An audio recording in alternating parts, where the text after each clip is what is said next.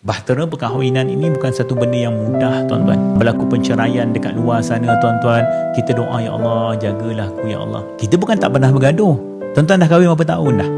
Dah 10 tahun dah, 15 tahun dah, 20 tahun. Tuan-tuan tak pernah bergaduh ke? Tuan-tuan tak pernah meninggikan suara ke? Allahu Akbar. Sikit lagi, tuan-tuan. Kadang-kadang, tuan-tuan, nak terlafaz di mulut kita. Benda kecil je pun, tak adalah besar sangat. Kadang-kadang, tuan-tuan, hasutan syaitan membuat-buat dalam jiwa kita ni. Sebagai seorang lelaki lah, sebagai contoh, tuan-tuan, ada pula aku lafaz sekarang, ada pula aku marah sekarang. Betul tak, tuan-tuan? Ada perasaan tu. Mak-mak kita berapa kali dalam jiwa dia, ya Allah, nak pisah, nak bercerai-berai, tuan-tuan. Tetapi kenapa kita mampu bertahan sehingga saat ini, tuan-tuan? Kerana izin Allah Subhanahu Wa Taala. Allah bagi kepada kita ni kekuatan.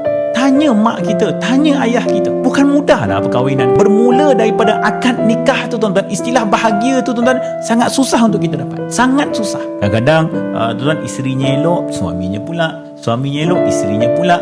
Dua-dua elok, anak pula. Betul tak?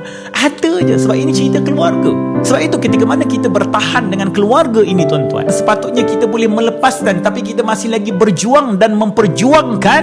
Maka Allah kata apa? Aku akan sandingkan kalian, aku akan dudukkan kalian di palaminan di dalam syurga Allah Subhanahu Wa Taala. Allah raikan kalian kerana kalian mempertahankan ikatan yang kalian pilih pada awal-awal percintaan dan kasih sayang kalian.